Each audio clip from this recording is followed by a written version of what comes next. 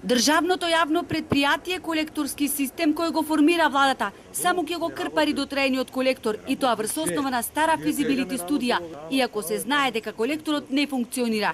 Главната прочистителна станица во Враништа не работи година и 8 месеци, а речиси надвор од употреба се и пупните станици во Охрид и Струга.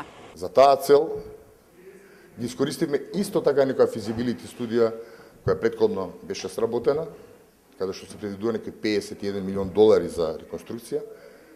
Верувате дека целата санација ќе биде многу поевтина. Колекторскиот систем е изграден пред 35 години за прифаќање, пречистување и одведување на отпадни води од двата града Охрид и Струга со вкупен капацитет од 40.000 метри кубни дневно.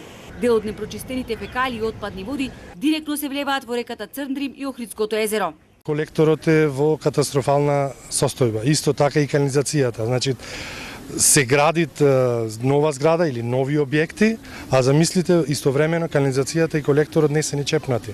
Значи, на многу места колекторот не функционира и на делови се влева во езерото.